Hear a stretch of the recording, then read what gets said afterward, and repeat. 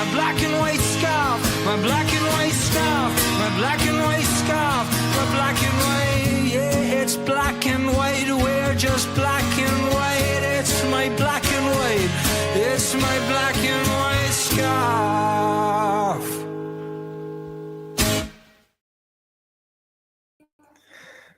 Hello, and you're very welcome to the Turn In podcast. It's season 5, episode 35.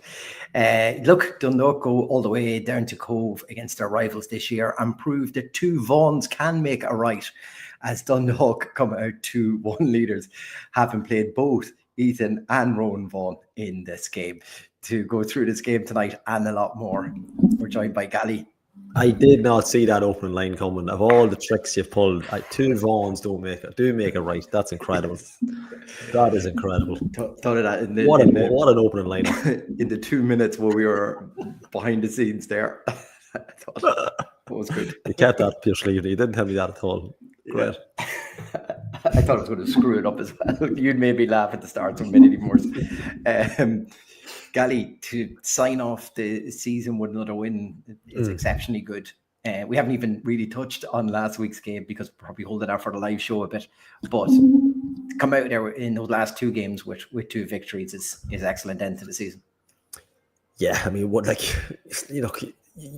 start the season the same way. You end the season the same way in full flight, winning games. Probably playing more fluid as a team than we have all season as well, especially last week. The games weren't fantastic over the last couple of weeks, but I mean, we've shown our quality. We saw out games. Like even if you take tonight's game itself, Cobh have equalised late on, but I mean, there was always that stiff that Dundalk going to get a chance. Where maybe 4 or 5 months ago, we probably thought, well, that's probably it. We lock it up here 1-1. Now, technically, there's nothing on the game, but it's still a big game to go down the week after you've lifted the first division trophy and not have to worry about, a head-to-head match with Cobh, but still a big game because, lots of boys now coming up to the end of the season where they're putting themselves in the eye line of Cobh and Ken for next year. And, it's great to see when you look at the lineup tonight, like your 2 Vaughans, you've Spade, young Casey getting a run later on, which we'll talk about. That's to have that kind of luxury, I suppose, of that game in hand, where you've won the league early, albeit kind of wanted to win it. I think I called it maybe 4 games we went with it early, but how arrogant am I? I was that much I didn't even start a podcast last week. But still winning it by 10 points though now. Like it looks better from the outside now. Of course, and you 10 points clear in any division, no matter whether you've just been relegated from a Premier League situation. But I see it even tonight. People tweeting that you would have taken, like I had said at the start, you would have taken maybe 2 years of first division football because of what happened just over 12 months ago. Mm-hmm. So to come down and rebuild a squad and go back up at the first time of asking and comfortably go back up in the end. I mean, look, I know tonight's game it hasn't got much on it, but even if you're beaten tonight, you're still 2 games up, 2 wins and a draw up on the closest chasing pack. And I think we would have bit your hand off a couple of weeks ago because it was going tooth and nail the last couple of weeks, kind of mid-July, early August, where you didn't know what we were going to get. A couple of bad draws either way, and if Cobh didn't, kept running, kept having a bit of momentum, picking up points, we could have been very, very close to the wire tonight. But yeah, look, it's a great way to end the season. Good crowd down as well, considering it's 3.5 hour drive for some people if you don't stop. Fantastic way to end the season, and some good goals as well, some good play. Like I said, an embarrassment probably of riches for Cobh that he can bring on these young fellas tonight and start with. You got Minogan goals and then being able to swap out the goalkeeper as well, which you do see in a lot of end of season games. But it's nice to see that we have that comfort and that kind of, like you said, that 10-point gap where we've won the league already, and you can give these boys some minutes and some experience of winning that, getting that medal around their neck. Yeah, I mean, I think if you look at the starting lineup, like I say, Minogue back in goal, Mulligan starts, Spade starts, Ethan Vaughan, who unfortunately we haven't been able to see enough of this year. Wardy gets another start. Dean Ebbe, like we'll touch on Dean in a wee bit because we were kind of saying surely he'll get the double digits this year. He does. Spoiler alert coming up, but he does go and do the Garbutt with a start too. It's been rare for him and Rowan Vaughan also to get a start. I think that's only his second start as well. So, like I say, it's great at this time of the year that the league was wrapped up, that we were able to kind of roll out a squad like that. And even then on the bench, we, like I said, a lot of the lads, Sammy and that getting in for spinning goal then as well. Like there's probably experience gained from a lot of players, which could help us in long term as well. Yeah, and it also gives them a little bit of hope. Is probably the wrong word, but it gives a little bit of momentum maybe for next season. I've gotten in. I've been on the bench a number of times. I'm finally getting a run in front of I suppose not a packed crowd, or but it's the game at the end of the season with the two teams who are going most likely to win the league playing each other. So you put yourself, I suppose, even not from the Dundalk point of view, you probably put yourself in the shop window if something you maybe had on loan to a first division team next year, depending how it goes. But it gives the lads a bit of a, I won't say headache, but it gives them food for thought that these lads are chomping at the bit and they can go in and do a job. And we're at the situation now where. I think we said maybe 5 or 6 games ago, we can change pretty much anybody in the lineup, and it doesn't hinder us too much. I mean, you look at Spade tonight; it's a centre back. Vaughan Mulligan's got better as well. Mulligan looks like he's been playing 2 or 3 years. I mean, he's one of the boys that we had mentioned before. Ken had mentioned early on in the pre-season chat. And there's Tracy getting a break tonight. Exactly. Tracy probably wasn't anywhere near squad. And you look at people like Leonard, who I don't even think he was mentioned on the night we spoke in pre-season. I think it was all kind of Mulligan kind of seemed to be the one. And we've got an abundance of these young players where they can come in now and gain that experience. Now, look, question marks will remain for the boys. The real job for me now starts now for them, that they have to see, right, who can now, not cut it at Premier Division, but who are we maybe taking? Who are we looking to keep on loan? Who can we kind of get a run out of maybe for pre-season? I don't know what. If I wouldn't say it's going to be a complete overhaul of the squad, but they're going to need to add maybe 1 or 2 experienced players, or ones with a little bit of a higher grade. But the minutes the young fellas have had this year, they wouldn't have got that if we had stayed in the Premier Division. So it can only do well for us. It can only boost their confidence. It can bring them closer to the club, the fans, kind of household names around town now. And there's definitely 1 or 2 that will make the grade and go up there and be players in the Premier Division next season. And it's great to end the season where you can't wait for the next one to start. We've had a couple of seasons where, God, you need the break. You really need a couple of months off. But now the Dundalk fans are going to be, we can't wait for the fixtures to come out. We can't wait to get going. And we haven't had a season like that probably for maybe 2 or 3 years. And it's great that Cobh and Ken and Liam Bones, who's now left the club, and Dane Massey now in have given us, and Ronan Murray and the likes, and they've given us that kind of buzz back. Whether it be a year earlier or not, people might agree, you probably could have spent 2 years comfortably down here after what happened. But we're up at the first time of asking, and the lads have to try and take advantage of that. I mean, not to go all talk about next season, but the job is now to stay in the league. That's what we have to do in regard. Don't be worried about anything else. But I hope the lads now can galvanise and get together. And for me, the big job starts now with them.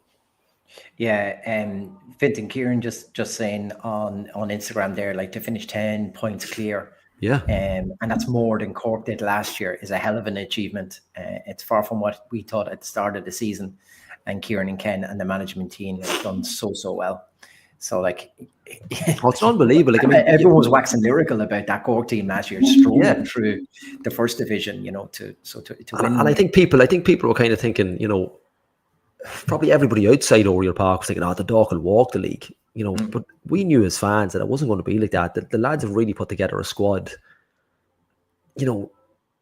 Whether another manager would have come in and seen that potential in young players, I don't know. Like, I hold my hands up at the start, when we were talking in the later stages of the podcast last season, I probably would have disagreed with the coach that Kieran Clough come in, because I would have thought we need a bit more experience, somebody who's been there and done it. But I mean, it's completely the right call. I mean, he's gone from the women's section at loan. I think he's on 3 trophies in 3 years. I mean, he's the most consistent manager outside of Stephen Bradley or Damien Duff on the island. And I think that's probably something to do with his post-match comments the other day. It was kind of, he has to talk to the missus about it. He kind of brushed it off that he wasn't committing. But I think it's also due to the fact that, like you said, you're talking about that record he has. Like, for 2 years in a row now, he's won the football division that he's been in, whether it's been senior women or senior men's.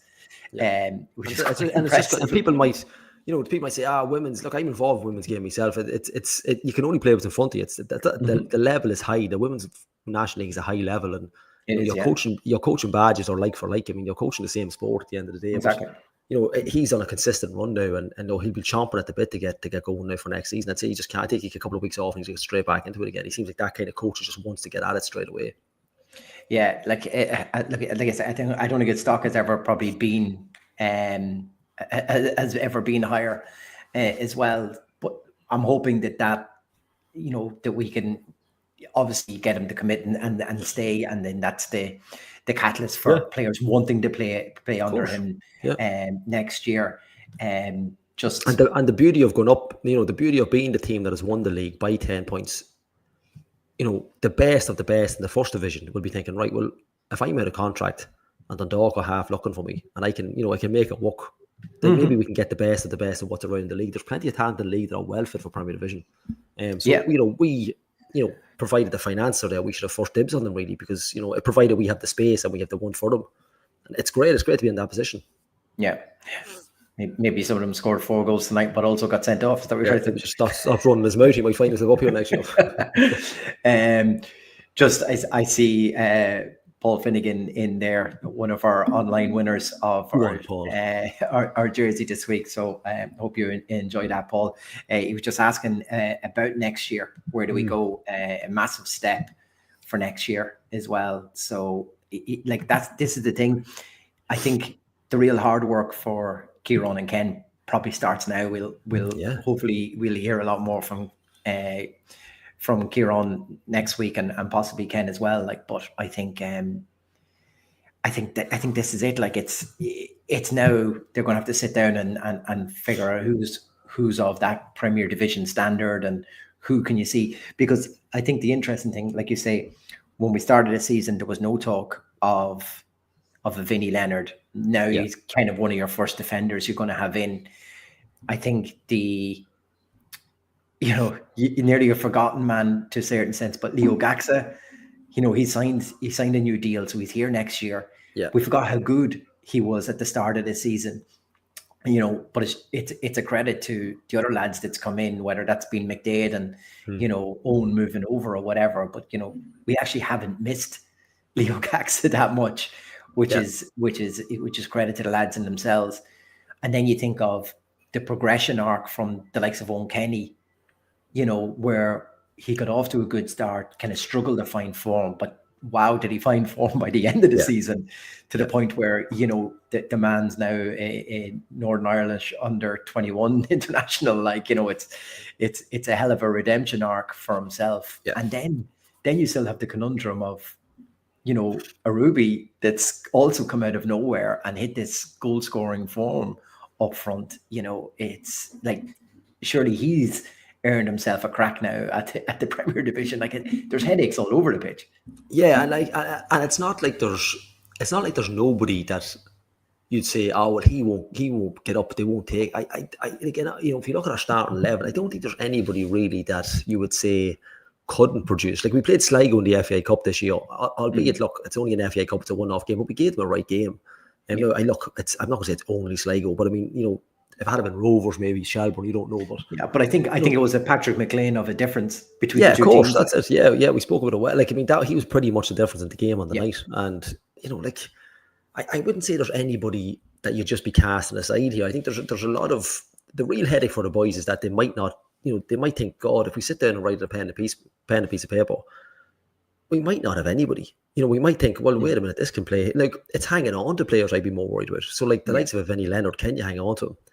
Can you hang on to Owen Kenny? I mean, Owen Kenny's completely in the shop window now. Like you say, being a Northern Ireland international. Can you hang on to the likes of a goalkeeper, Minogue?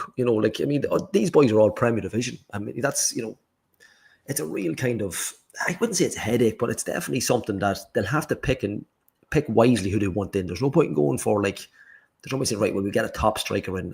I think we have a top striker. I think we have one or two there that can produce if the midfield is around them.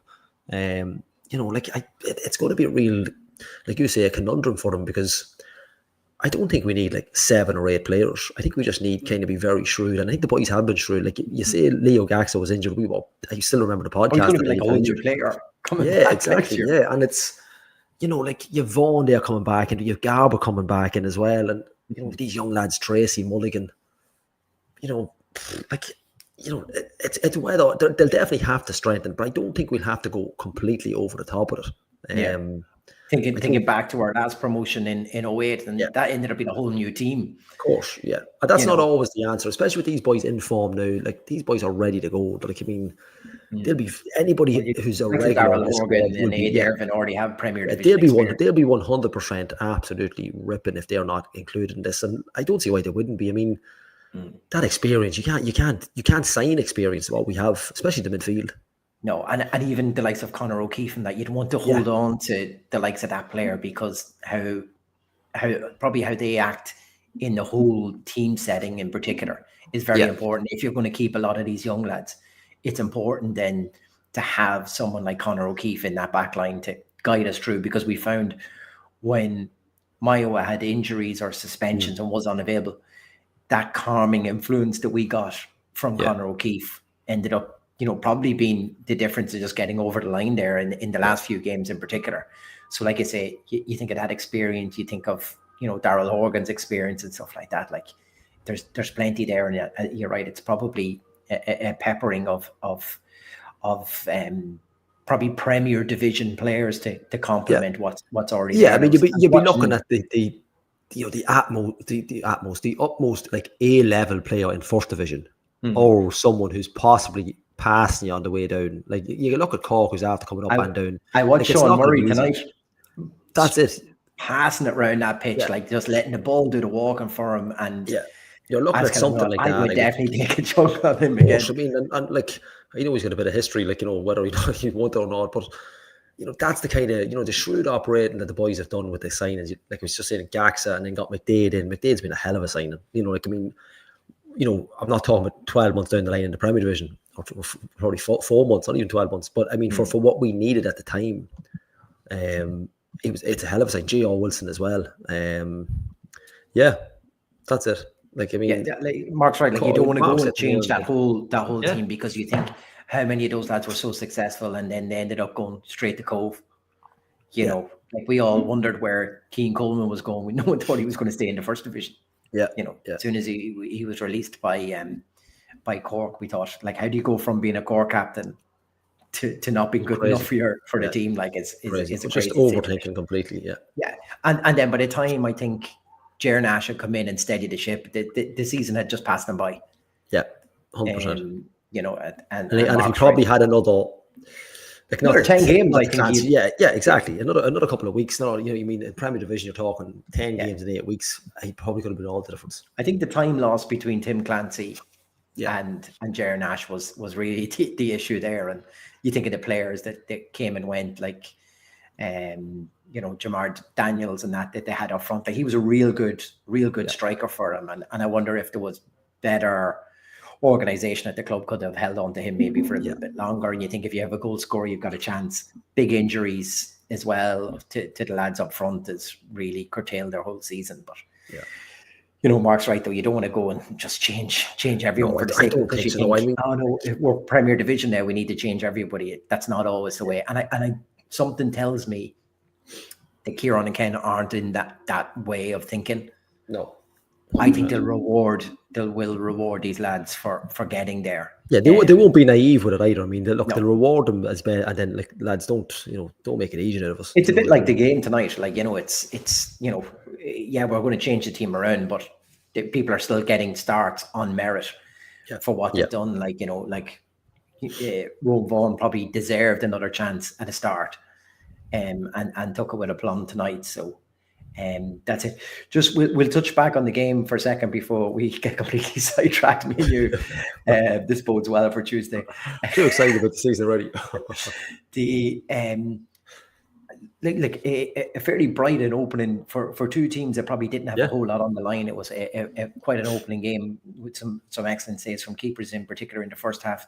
But Dundalk do sneak the lead just before half time, and Dean Ebbe, who's just been sitting on that 9 goals for a long, long time. And it seemed like months ago, me and you were going, what are the chances we could have several players in more than 10 goals? Now it's 4.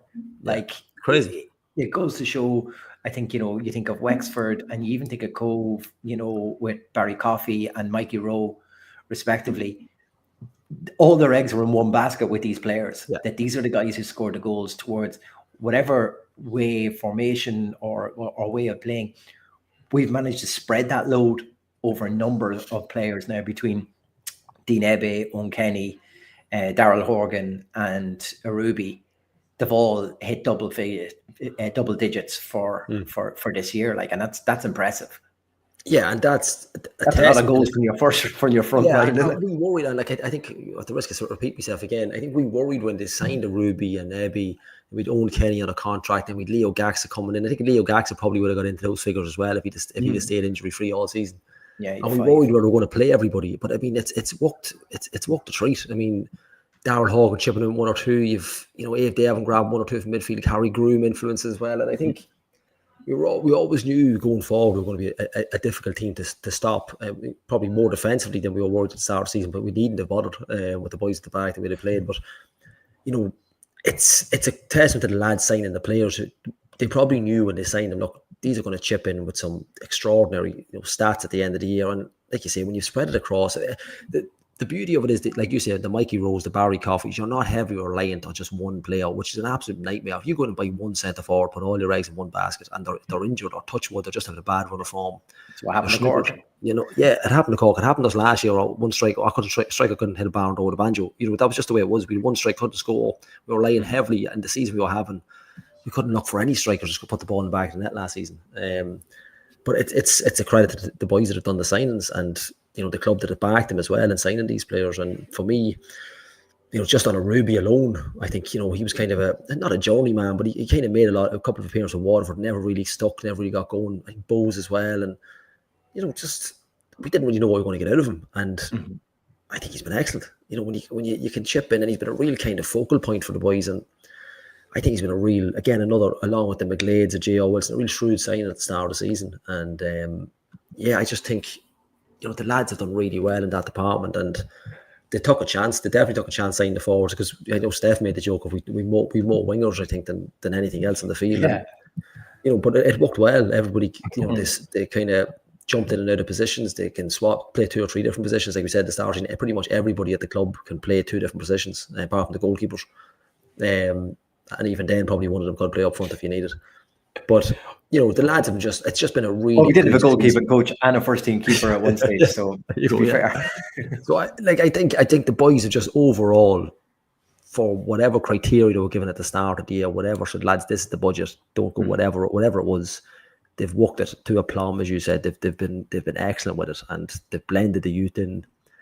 And I just really hope now they get a run of it, and they get a little bit of an injection to go, right, look at, you're going to need a bit of an injection to get to the Premier Division. This team itself would, you might do okay, but you need that wee bit of extra kind of push, that maybe just 1 or 2. You don't have to go crazy, maybe 2 or 3, good signings could be the difference of maybe struggling down the bottom of the Premier and maybe picking up like 6, 7 spot. Look, I'm daydreaming, kind of dreamland straight away. I'm only an hour and a half past the last game of the season, but that's kind of it's whether they get the back and forth. And I don't think they need a lot of backing. I mean, they need a bit more, but I don't think they need what some of the numbers people are throwing out. Like, if you're shrewd with it, and boys, the biggest thing with League of Ireland football, you got to keep people fit. You got to keep them fit, match ready.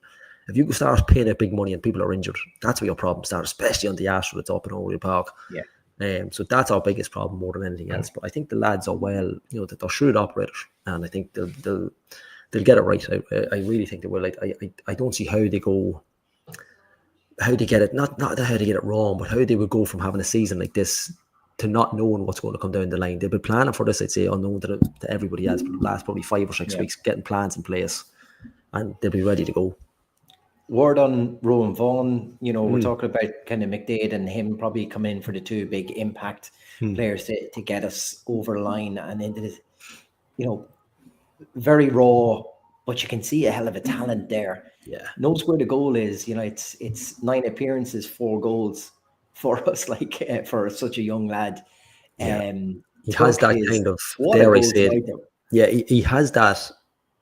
When his back's the goal, he reminds you of a certain Mr. Hubin who used to play at Oriel Park. Yeah. I don't know if people remember him. Only 19. Yeah, left pegged, and Yeah, I think he's a real, like, look, I don't know what I know we've got obviously the family relation in there as well, but he's a real player. I mean, I don't know what kind of contract we can get. I don't know if he's on loan just to the end or he's in 18 months. But it's something they could look at. I think he'd definitely be a physical presence in the Premier Division. Yeah. Whether or not we can do it again, I don't know. But I think there's an example where you could just, without having to go look at anybody else, there's a player that you could maybe get on loan for another year. Something tells me, I think it's not one of them for another year, or the brother. Maybe it's the brother, is it? I think he's a permanent signing towards. Yeah. So Ethan's a permanent signing towards, I think, Rome's. Yeah, if you thought you can get him in, unless they're right on somebody else, but I think he could be the markings of I think he has a Premier League presence about him.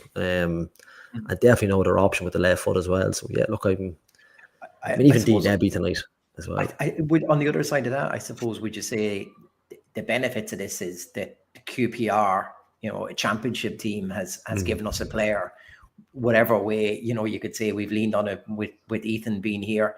Yeah. Maybe that's the reason he's here, and you wanted to just go and play, and I know the two brothers have never really played in teams before, so the two of them to get starts tonight is a real proud thing for their family. But I think we've seemed to have taken care of our own as well, which is good. I'm hoping that helps relations, between QPR and Dundalk, hopefully going forward, because I know they've, sent over player liaisons and stuff to just, keep an eye on him and see how it's progressing and stuff like that. But I'm sure they'll be delighted that, having only come in for a short time, that he has, he's got opportunities. He's had starts, and he's scored goals. So I think that kind of bodes well for us, and hopefully it also has the QPR of a captain that was born and reared in Dundalk. So there's a wee bit of a connection there on Jimmy Dunn, So it's a bit of a word they might send anybody's over. We better bring this fella in before he starts crying out the thing there. Chicago Cute Hill Bull there. Bring him in. All right, lads. All right, mate. Hey, look, I'm in the middle of a gym. What's that in the background there? Gym space, yeah. What's the crack? Yes, Killer gives me the call up. Always ready. I like it.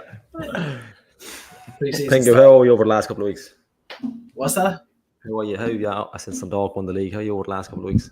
It was good. It was nice. I had I managed to get a pub over here to show the game last week. Yeah, so it was me and two Mexican lads sitting watching the match. So shout out to the James Joyce in Berwyn and Illinois for sticking it on, and shout out to Robbie and Damien and for protecting me from ice, for getting in to watch it with me. So Robbie and Damien were not the two Mexican lads, surely. Yeah, they definitely were. Yeah, Jose and Jose. But yeah, no, it's been great. Like, it's been fantastic, and I don't think any of us at the start of the season would have envisioned us ending up here. I think some of us over the last few weeks probably didn't envision us. Or Gally, though. Gally had this in the bag 2 months ago. Oh yeah, I've done 4 games ago. I thought we'd have it. Yeah, but no, it's brilliant. I mean, it's great. What was amazing last Friday was actually to see the atmosphere in Oriel Park, and have to talk negatively about the camera work last Friday night, because I don't want to blame the lads with the flares, but we couldn't see the second goal because the flares were still going crazy. Barney was a handball. Yeah, I like, from what I've seen, some fans complaining about the shed side lads, but I think massive credit goes to them this season. Like, they've stuck by the team. Yeah, they've got the sorry, I just saw Mark Carlin's message going in there, but the shed side fans have travelled the length and breadth of the country to support the team, and Killer has even said in some of his interviews how important that was to get the team over the line. And even, as I say, I think probably since the European days maybe, but the atmosphere for me, and the game last week had that feel of 2014. It was almost like stepping back in time to that night. And again, I don't think we scored. Yeah, we didn't score in the first half in that match either. And then just to come out and put in what I think was probably one of our best performances of the season in the second half last week. I think we were full value for the win, and Yeah, it's great, and the sense of relief around Oriel Park. Well, it wasn't there, but like you could actually see it on the tele. Like there was a sense of relief, and it's just there's next generation of fans that were there. Maybe their first season where they're coming to Oriel Park, and even I know for a lot of people it's probably even their first game of the season last week in Oriel, to see these young lads going above and beyond that, and that was expected of them, and bring us up. I mean, that's just hopefully that bodes well for attendances for next year. Yeah. It's been a long time since there was over 3,000 people at it, and considering there was pretty much no away fans at that either. There wasn't that many travel down from Donegal. So 5 was there. I tried to count at one stage. There probably was 5, all in one cow. I tried to count. The camera was terrible though. It kept shaking, so I was counting them on the double. That was the smoke from the flares why you couldn't see them. Pingu, we were just remarking. I think me and you actually on a show not that long ago said, could we get a few players on, double digits for goals this year? Dean Ebbe does with the last game of the season, go to gets himself 10 goals. It's a hell of a run having 4 players, on double digits for the year. 100%, and that's what ultimately wins you trophies, and Ebbe's a funny one because he came in with massive expectations, and he's kind of, the second half of the season he's kind of fell off, and I don't even know if it was necessarily down to his performances. I think at times when the team wasn't playing well, and I think we might have talked about it, Chris, actually on the last episode that I was on, that I think the style of play that Killer wanted to play probably didn't suit Ebbe's style of play, and we weren't as direct maybe as an Athlone Town would be, and a target man in the vein of what Kieran Kilduff actually used to be is not the style of play that he has. So to see him get a goal tonight is brilliant. And then obviously, there was question marks earlier on in the season, and I'll hold my hands up. Like I was one of the ones as well. I think I remember being on the podcast the night after Kerry. Owen Kenny missed a sitter, and I think there was another one that was offside that he rounded the keeper and still hit it wide. Right, yeah. I feel like we were on the podcast and we were talking about, not if he wasn't good enough, but just confidence. Like he lacked confidence, and it felt like once he got a couple of goals, I mean, he just for me he's probably been transformational in the second half of the season. And I think he's carried the team even more than a Ruby, who's been very, very good. But I think those few games where we were struggling to get a win, he was kind of the one that was pulling us out of the bag when we lost Horgs. I felt like Kenny's probably become our most important player in an attacking sense after that. So I definitely think that he has he's been excellent second half of the season. Yeah. Obviously, Rowan Vaughan coming out and scoring a cracker of a winner tonight. But I think, even that signing of Rowan kind of probably pushed Dean down the pecking order slightly as well. One, you're probably thinking you've got a lone player in, you need to play him.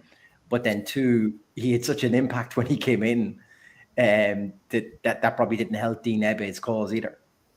No, definitely not. And I would guess as well, they probably all scored each other on. Like it was really the one area of the pitch where there was a real contest for positions. Even at stages this season, with the international break, we were struggling for players last week. I know Kenny didn't play, but you still had Ebbe on the bench last Friday. Yeah.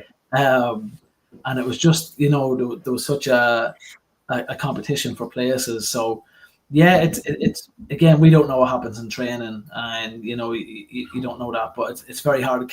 Like Kieran and Ken seem like the type that they reward the players who have good performances. And again, that's no slight against Ebbe, because I don't think he never had a performance, my recollection, where I would say he was shocking in any match. But I think that just the style of play probably just didn't suit him in the end, in the way that it did. Your Kennys, your Rubies, Horgans and stuff like that. That's probably a big factor too. And Vaughan, from what I didn't get to see the whole match tonight, but the little bit that I saw, he he moves a little bit better than Ebby does, you know, in terms of his body. Like, he's actually able to move it, where Ebby just feels a little bit kind of sometimes when he's moving. I don't want to, I'm trying not to offend him because I know he listens to the podcast, but sometimes he's a little bit kind of robot. I don't know if robotic's the right word, but, you know, he just doesn't get around the pitch. As Ronan Wall texts, he's like Berbatov. As Ronan Wall texts me earlier on, he's kind of got that Berbatov where he's not as agile as Rooney's or anything like that. But when he's on the ball, he's lethal. Yeah. But yeah, I know what you're saying. I know what you're trying to say. Yeah. Thanks for your friend for texting and getting the word out that I wanted. Bingo, the other thing where everyone's head seemed to have gone since we, you know, sealed the title last week is who in the squad and, you know, is taking a big step up to the Premier Division and you know, who won't. And do you think it's wholesale changes or do you think it's complementary signings that we need? It's a good question. It's funny, like, after when you have a no worries when you have a week to kind of digest the going up and that, you have a kind of time to think about. You start to think and look ahead to next season. I mean, there's definitely changes. I mean, I would still argue there's probably 6 or 7 starters that are needed.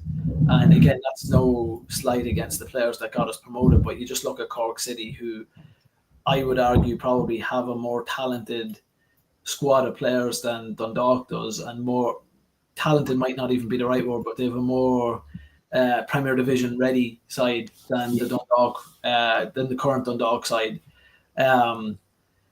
And I mean, the first division's poor in comparison to the Premier League. Like, there's a huge gap. It's not jumping from the Championship to the Premiership in England, where, you know, it's a little bit more of a level playing field between the lower level teams and the kind of the top of the Championship. I feel like, you know, like, again, using Cork as an example, like, Cork are not a bad side and they've struggled this year. So I'm not going to say we need wholesale changes, but I think hopefully it's Kieran. Obviously, I know there was talk about some of his comments this past week, but you'd hope he'll stay on. But I think there's probably, you know, 6 to 7 first team players that are going to need to be brought in.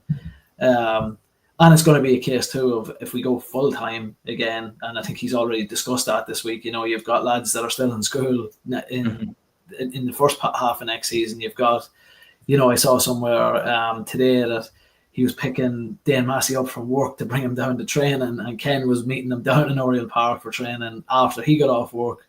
There's just a lot, and it sounds like, you know, they're already, those discussions are already happening. I think there's a lot to kind of discuss on that, but in terms of this squad, there's no one really, like, there's maybe a couple, but for the most part, I would give everyone a chance to be a squad member. Yeah. I do think that, you know, we need significant Premier Division quality experience, or even rather than quality, just people that have that experience to pull us through for next season, you know. Because the one thing that I'll say is, I like last Friday was, I think, Mayo's best ever performance in a white jersey. Without a doubt. Yeah. And he's still only young, isn't he? Still 22, I think. 22 max, yeah.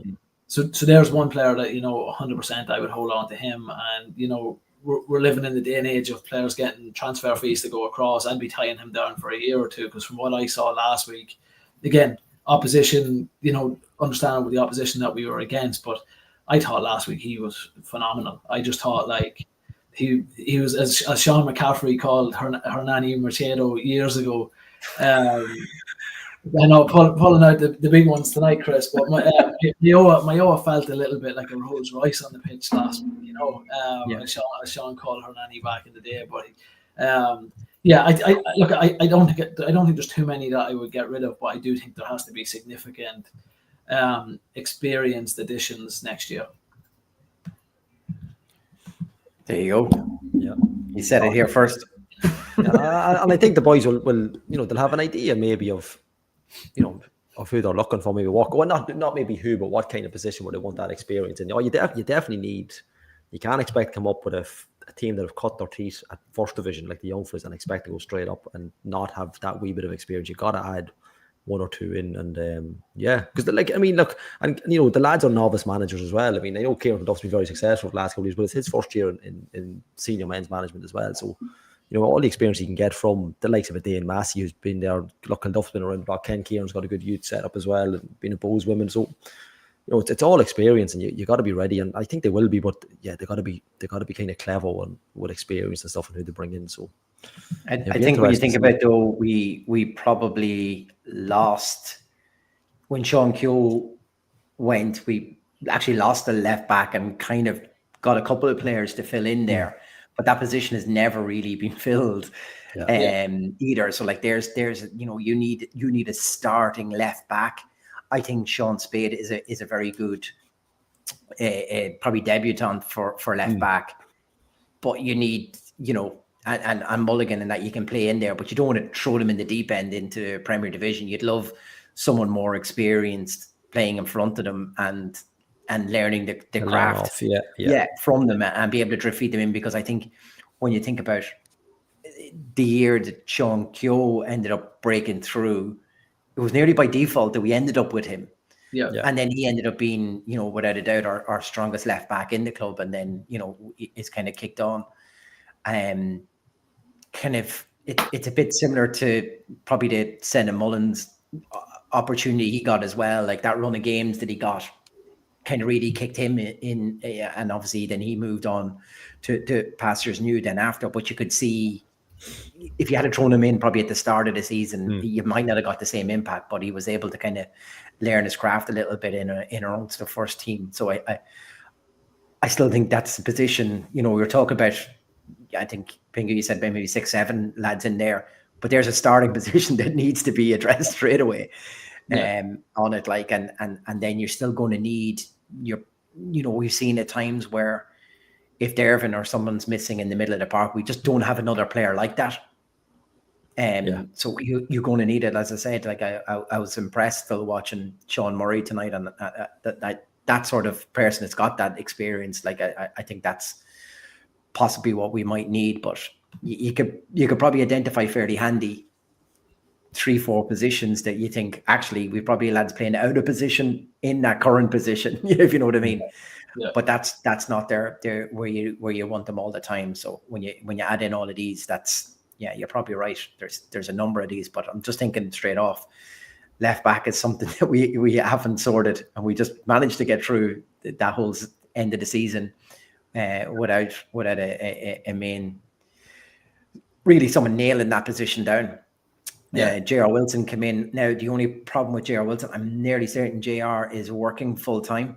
I think so. Yeah, I think that was in the piece this week as well. Yeah. So that might be a thing where he either can make that step with us or he can't. If he doesn't, there's another position. But wing backs now are going to have to be a good player as well. It's not like you're just down a squad player there. You're down would be a starter in the current squad. Really good signing again.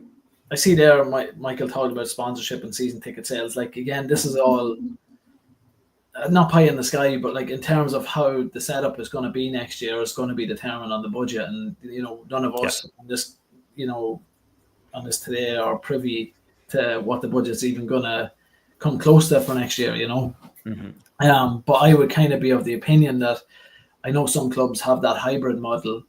We have some full-time players and then you have some part-time. So that could be something that maybe Killer will look at. If Killer is a full-time, gets the role full-time for next year. Because I think he was full-time this year, but he also, Ken's working and different avenues like that. But that's why they done the training in the evening, wasn't it? Yeah, and I feel like maybe with the club this year, that might be a better model for next year. Given where we're at, you don't want to go from 0 to 100 next year, and we're going full time, and we're going to have, I think I was told before that when Stephen O'Donnell was manager here, it was 1.2 million a year was just the playing budget for the year.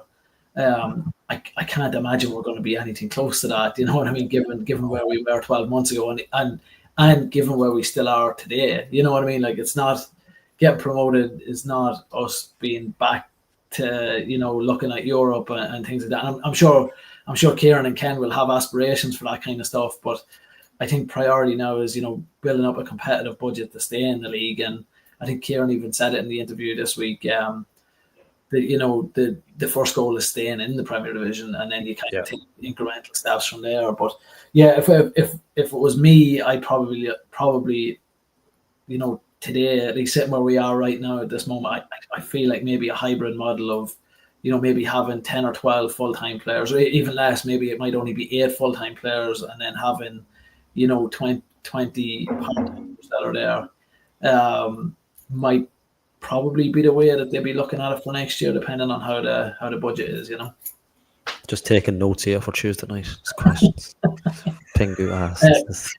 Can you ask a question of Kieran, actually, Gally? Can you write this down really quick? Go on. Ask him, did he ever do his UEFA A license? And was he ever on it with any local podcasters? Was there anyone of notable on it?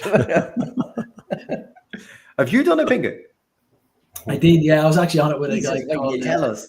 With a guy called Kieran Kilduff, but it was Kieran with a K and Kilduff with a C. Nice. I see Mark's message in there as well about the ownership, and we always talk about John Temple, but there's other people involved in the ownership as well. It's not just John Temple, but about engaging with the trust. And I think there's an opportunity now where the trust put something out to their members over the last couple of weeks about having a substantial figure, they're close to a 6-figure sum. I think they're in the 80,000s at this moment in time. And I kind of feel like it's going to get to a point where the ownership of the club should engage with everybody. I feel like that was almost like a background story or a sideline, a storyline in our season this year. I think everybody just needs to get together at this point. You saw it last Friday, what Oriel Park could be.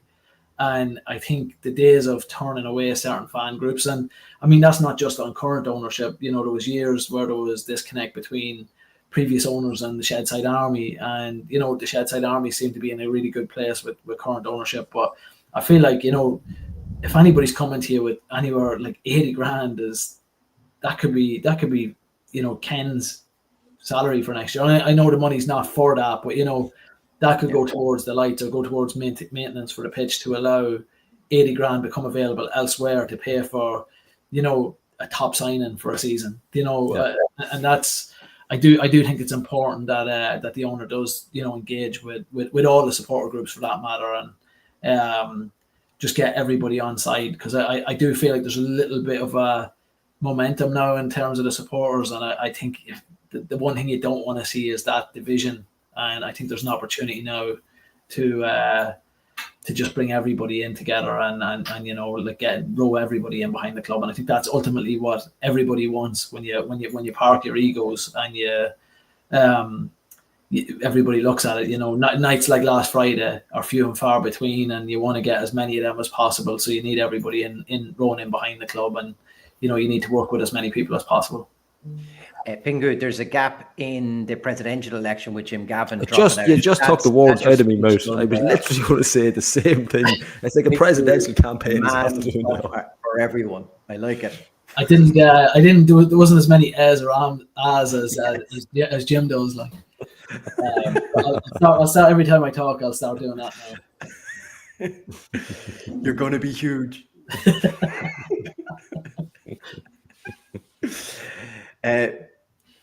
Right. I think the other important business of the night, Gally, we need to just let everyone know where we're getting tickets for Tuesday also.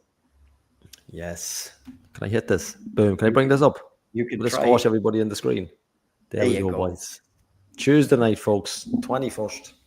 We obviously this is on the back of something that was brought to us by Mark Cowell at Black Mountain Studios last year when we done our live show. But this will be a little bit different. It'll be a similar setup, but we're hoping to have a live studio in front of us as well, like with fans and supporters and the like. So, look, folks, get down. It is a Tuesday night, but I mean, look, it's an iconic venue. It's very unique for us. We've never done anything like this before in a venue like that. Albeit Mark Cowell set up last year was absolutely fantastic. So again, we're going to go again. All proceeds on the night will go to head in the game. We've also got a sponsor in the background, but if you're basically you're doing nothing on a Tuesday night. Ironically, I am training the Bells on Tuesday night, so I'm off. I have to get the night off, which is the irony of ironies. Can I throw something out there as well, lads? One Pingu, yeah. I know there's money going ahead in the game, but if 55 people buy tickets, that'll cover a flight from Chicago to Dublin. I'll have to pay for my own bus or train from the airport down, or if anybody's coming from Dublin on the way down, if you wanted to come pick me up, I can be over Tuesday and I can be back home on Wednesday in Chicago. There we go. Just throwing that out there, if there was ever a reason to buy tickets, folks, it's a little bit disappointing. It took him about 10 minutes, and this presidential decree has started to come into favors and stuff he's looking for. Well, did not turn get very... Pingu home. That's we run the campaign between now and Monday. Back to bed. Brilliant. Yeah, look, as I said, tickets are available on the Spirit Store website for that. If you can get in, as I said, where it's going to shape up to be an excellent night. Kieran Kilduff is definitely going to be there for us, and we're going to have the First Division trophy also. So, it's an opportunity to get a couple of photos with that and with the trophy as well. We'll definitely have a few other people to announce in due course, I would like to say. Jim Gilton coming? Not Jim Gilton, no. But we'll hope to just tease them out over the next day or two. But we hope to have plenty more representation from the current TV or current TV. What am I on about? The current team available as well. So anyone that does miss out on it, then we'll find a way to show you the whole show after, but you'll miss the crack of being there live if you don't get your tickets. So we'll ask everyone just to jump on, and if you're in a situation, come on down. Bound to be an excellent night, and as I said, hopefully we'll raise some money for charity at the same time. Yeah, you just get to sit with us and watch us talk absolute crap live in front of you, as opposed to this. It's great. Instead of what else we doing on Tuesday? Yeah. Working our mind and our body, and that right, Pingu? That's it. Yeah, I'll be working in Chicago, seeing as I didn't get the invite. But moving on. Well, look, lads, I think we'll leave it at that for night. We still have to come up with all the usuals. So we'll be back on our show because we'll have our Gally's Wheel of Names. We have to have a discussion all about our player of the season and young player of the season. So no doubt we'll all be back at some stage to go through all of that. Anything else, gents? No, there's going to be one more. Is there, Chris, after Tuesday? There'll definitely be one more after the Tuesday. Yeah. All right, I'll make sure I'm available. You might as well. Yeah. Yes, you do, Jason. DJ Kelly, you do have to pay. Yeah. There's the staff. They have to pay twice. Unless you get a lift out with the gaffer. No one's getting turned away from that car. Well, look, as I said, if you're in a situation you're able to join us on Tuesday, you're more than welcome down to the Spirit Store. Hopefully we'll kick off around 8 o'clock. Sure to be a good night. Until then, come on to town. My black and white scarf, my black and white scarf, my black and white scarf, my black and white, yeah, it's black and white, we're just black and white, it's my black and white, it's my black and white scarf.